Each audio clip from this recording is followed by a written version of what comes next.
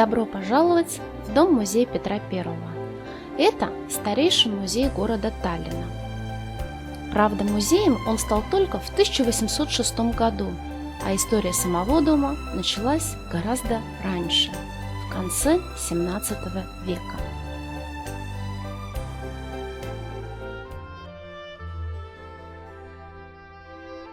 Тогда Таллин был окраиной большого и сильного шведского королевства.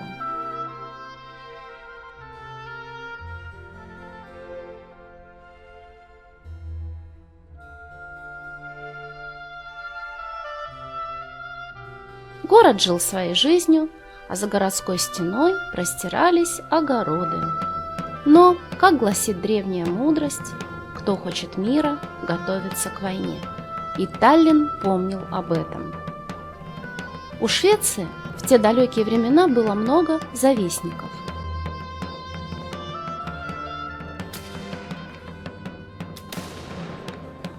Королевству нужно было укреплять свои рубежи.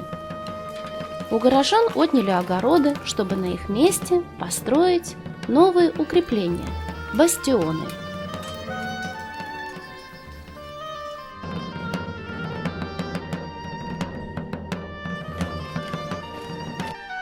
Многим жителям пришлось перенести свои огороды подальше за город.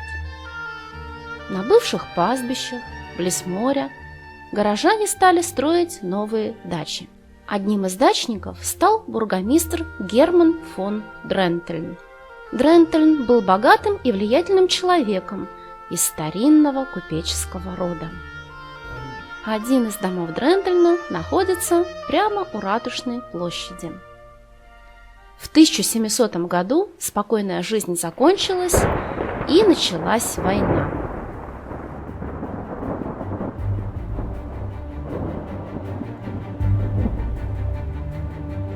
Русский царь Петр I объявил войну шведскому королю Карлу XII. Для царя Петра война началась с поражения под Нарвой.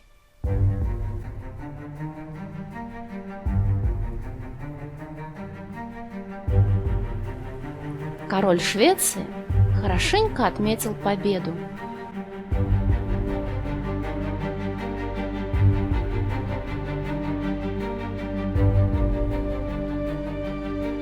И даже высмеял царя Петра на всю Европу. Но царь Петр не любил отступать и умел учиться на ошибках.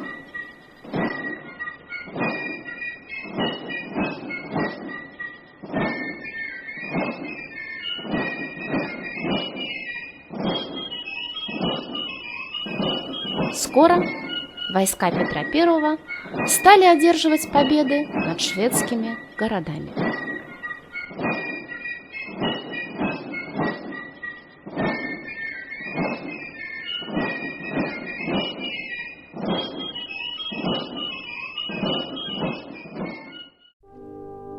В 1710 году на милость Петра I сдался и город Таллин.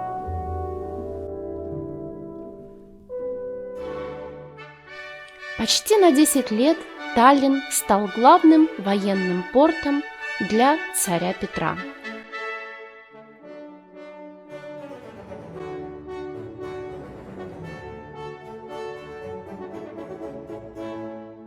Отсюда Петр I ведет свои корабли на морские сражения.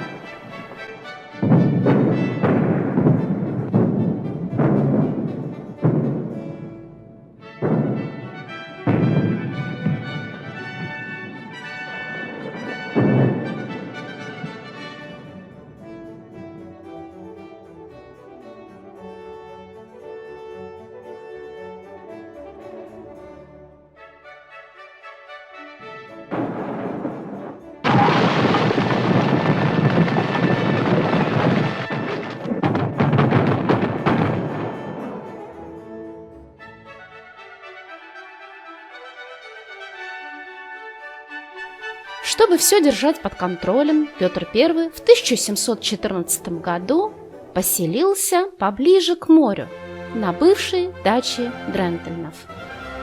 Прямо у дома находилась скала, откуда было удобно наблюдать за кораблями, и своими, и вражескими. Вместе с царем летом 1714 года на бывшей даче Дрентельнов поселилась Екатерина, заботливая жена Петра I. К ее первому приезду дачу Дрентельнов перестроили, и дом стал в 2 раза больше.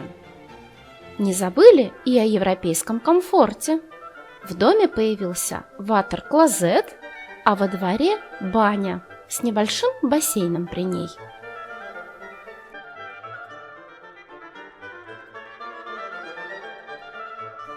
Жилой дом обставили модной мебелью.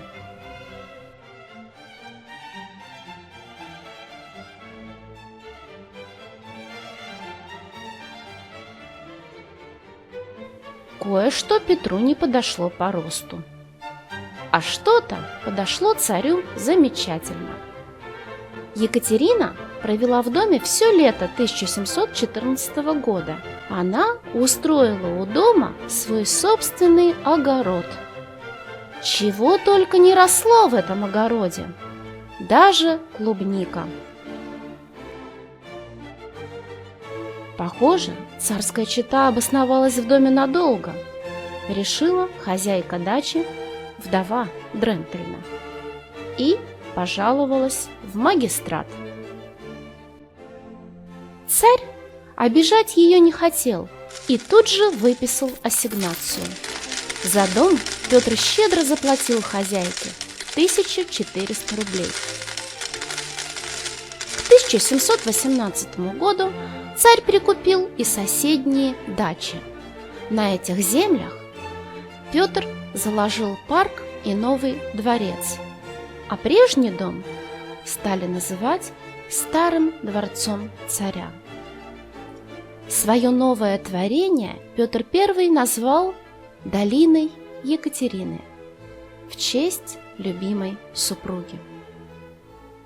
Жаль, но в новом дворце Петр с Екатериной пожить не успели. Дворец строился долго. В старом дворце Петра никто после царя не жил, но дом и всю его обстановку хранили. В 1804 году император Александр I, приехав в Таллин, посетил и старый дворец Петра I. Дом тогда выглядел печально, крыша обветшала, пристройка петровского времени была почти в руинах. Александр I повелел привести в порядок дом своего прапрадеда. Ремонт сделали так хорошо, что даже открыли в доме музей. Музей сразу же стал весьма популярным. Сюда приходили жители и гости города. Фотографии и открытки старого дворца покупали на память.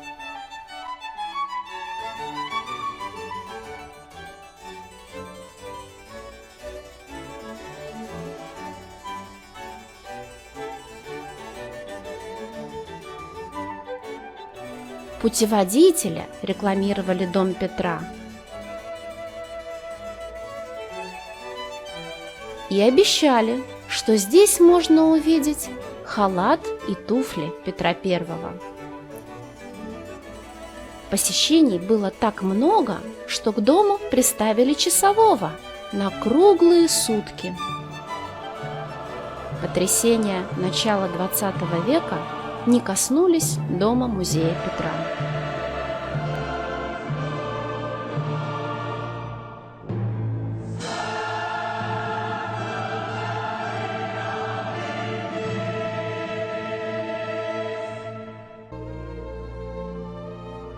Только время причиняло урон старым вещам императора. В 1930-е годы, годы Первой Эстонской Республики, в дом Петра I приводили не только туристов, но и почетных гостей главы государства.